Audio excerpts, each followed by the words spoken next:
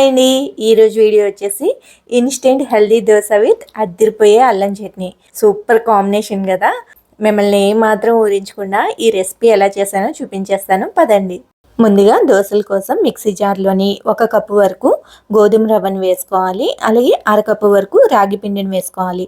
అలాగే 4 స్పూన్ల వరకు శనగపిండిని వేసుకుంటున్నాను. శనగపిండి తినము అనుకునే వాళ్ళు గోధుమ పిండిని అయినా వేసుకోవచ్చు. దీంతో పాటుగా 1 కప్పు వరకు పెరుగుని, అలాగే రుచికి తగ్గట్టుగా ఉప్పుని వేసుకొని 1 కప్పు నీళ్లు వేసి మెత్తగా బ్లెండ్ చేసుకోవాలి.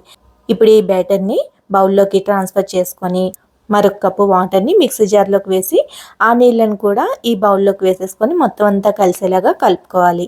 చూసారు కదా, బ్యాటర్ అనేది ఇలా ఉండాలన్నమాట. ఇప్పుడు దీనిపైన మూత పెట్టేసి ఓ 10-15 నిమిషాల పాటు అలా వదిలేద్దాం. ఈలోగా అద్దిరిపోయే అల్లం చట్నీని కూడా చేసుకుందాం. దీనికోసం మీడియం సైజులోని అంటే 2 ఇంచీల మందం ఉండే అల్లం ముక్కల్ని 2 తీసుకున్నాను అనమాట. వీటిని తొక్క తీసేసి ఇలా రౌండ్గా కట్ చేసి ఉంచుకున్నాను. ఇప్పుడు స్టవ్ పై ప్యాన్ పెట్టుకొని కొద్దిగా ఆయిల్ని వేసి ఈ అల్లం ముక్కల్ని వేసి వేయించుకోవాలి. అల్లం ముక్కల్లో ఉండే పచ్చిదనం కాస్త తగ్గేంత వరకు వేయించుకుంటే సరిపోతుంది. ఇక్కడ మీకు నొరగ్గా కనిపిస్తుంది కదండి, నువ్వుల నూనె వేసాను, అందువల్ల అలా కనిపిస్తుంది అనమాట. ఇలా అల్లం ముక్కలన్నింటినీ తీసుకున్న తర్వాత అదే ప్యాన్లోని 2 స్పూన్ల వరకు ధనియాలు, 1 స్పూన్ శనగపప్పు, 1 స్పూన్ మినపప్పు వేసి దోరగా వేయించుకోవాలి. ఇవి కూడా కాస్త వేగిన తర్వాత దీంట్లోని వేసామా వేయలేదా అన్నట్టుగా కొద్దిగా మెంతులు వేసుకోవాలి. అలాగే 1/2 టీ స్పూన్ అంతా జీలకర్ర కూడా వేసుకొని 12-15 ఎండుమిరపకాయలని వేసుకోవాలి. అల్లం ఘాటుగా ఉంటుంది కాబట్టి మీ కారాన్ని బట్టి మీరు వేసుకోండి. చివరిగా కాస్తంత కరివేపాకు వేసి మొత్తం అంతా కలిపేసి స్టవ్ ఆఫ్ చేసేయాలి. ఇందులోని ఒక పెద్ద నిమ్మకాయ అంతా కడిగి శుభ్రం చేసుకున్న చింతపండుని కూడా వేసుకొని కొద్దిగా నీళ్ళు వేసి ఈ చింతపండు ధనియాలు కాస్త నాననివ్వాలి. ఈలోగా వేయించుకున్న పోపులు కూడా కాస్త చల్లారుతాయి కదా. ఇవన్నీ చల్లారిన తర్వాత మిక్సీ జార్లోకి వేసేసుకొని వేయించిన అల్లం ముక్కలు కూడా వేసేసి రుచికి తగ్గట్టుగా ఉప్పు వేసుకొని 4 వెల్లుల్లి రెబ్బల్ని తొక్క తీసినవి వేసుకొని తీసుకునే అల్లానికి 2-3 ఉండేలాగా బెల్లాన్ని వేసుకోవాలి. మొత్తం అన్నీ వేసుకున్న తర్వాత మెత్తగా బ్లెండ్ చేసుకోవాలి. ఇలా బ్లెండ్ చేసుకున్న తర్వాత దీంట్లో మళ్ళీ కొద్దిగా నీళ్ళు వేసి మెత్తగా పేస్ట్లా చేసుకోవాలి. ఈ అల్లం చట్నీని బౌల్లోకి వేసుకొని దీన్ని ఇలా అయినా సర్వ్ చేసుకోవచ్చు. లేదు పోపు కావాలి అంటే ఆవాలు, జీలకర్ర, ఎండుమిర్చి, కరివేపాకుతోని పోపు వేసి ఆ పోపుని కలిపి కూడా సర్వ్ చేసుకోవచ్చు.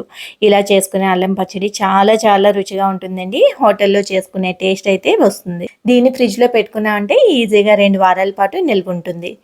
ఈలోగా దోశ బ్యాటర్ కూడా రెడీ అయిపోయి ఉంది కదండి. దీంతో దోశలు అయితే వేసేసుకుందాం. పెనం కూడా పెట్టేసి ఉంచుకున్నాను అనమాట.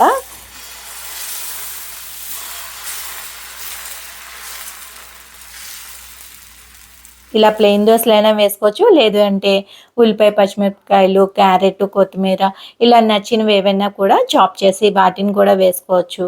ఎలా వేసుకున్నా ఈ దోశల టేస్ట్ అయితే చాలా బాగుంటాయండి. పైన లైట్గా ఆయిల్ వేసాను, వెజిటబుల్స్ వేసాం కదా అందుకని. ఈ దోశలు అస్సలు ఇబ్బంది పెట్టవండి, చాలా చక్కగా వస్తాయన్నమాట. ఇలా అప్పటికప్పుడు ఈజీగా దోశల్ని వేసుకోవచ్చు. దీనిపైన కాస్తంత చీజ్ వేసి కూడా దోశల్ని వేసుకోవచ్చు. అవి కూడా చాలా రుచిగా ఉంటాయి. పిల్లలు కాస్త చీజ్ ఇష్టపడే వాళ్ళు ఇలా దోశలు వేసుకొని తీసుకోవచ్చు. ఇవే దోశల్ని బయట కొనాలి అంటే చాలా కాస్ట్ పెట్టాల్సి వస్తుంది. ఇంట్లోనే ఈజీగా ప్రిపేర్ చేసేసుకోవచ్చు. ఈ దోశలతో తీసుకునే అల్లం చట్నీ కాంబినేషన్ అద్దరిపోతుంది. డెఫినెట్గా మీరు ట్రై చేయండి. మార్నింగ్ టైం హడావిడిగా ఉంటున్నప్పుడు అప్పటికప్పుడు దోశలు వేసుకోవాలి అంటే ఇది చాలా బాగుంటుందండి. ఒకసారి ట్రై చేసిన తర్వాత మీకు ఎలా కుదిరిందో షేర్ చేసుకోవడం మాత్రం మర్చిపోకండి. అలాగే వీడియో నచ్చితే లైక్ చేయండి, షేర్ చేయండి, సబ్స్క్రైబ్ చేస్తూ మీ సపోర్ట్ని తెలియజేయండి. Thanks for watching.